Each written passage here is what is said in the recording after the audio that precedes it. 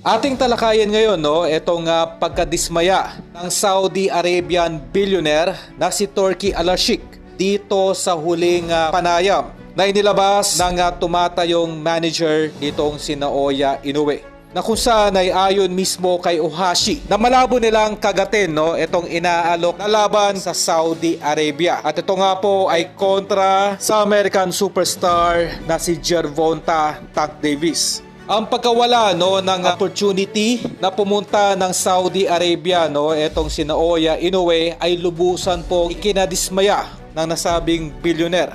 Kung maalala etong si Al-Sheikh ang nag-alok kay Naoya Inoue ng $13 million upang ito ay lumaban sa London ngayong darating na Setyembre. Para po sa kalaman na lahat, itong laban ni Inoue sa London, okay, ay isang preparatory sana para sa susunod na laban nitong si Inoue sa Saudi Arabia, kung saan ay nag-alok ng $100 milyon itong si Al-Sheikh sa kampo ni Naoya Inoue upang kasahan lamang itong si Tank Davis sa catchweight na 130 pounds. Ganoon pa man, ito ay hindi na po mangyayari dahil at tinuldukan na nasabing manager ang nababalitang laban nitong si Inoue kay Gervonta Tank Davis sa susunod na taon. Okay? Sa madaling salita ay wala pong Naoya Inoue na makikita na lalaban sa Saudi Arabia. At sa kaugnay pa rin na balita, binigyan din muli ang kampo nitong si Naoya Inoue ng Japan boxing rules pa rin ang masusunod sa paparating na laban nitong si Inoue sa London. Okay? Sa madaling salita ay masusunod pa rin itong kaliwat kanan pag-intake nitong si Inoue ng pain reliever, yung mga supplementation enhancement.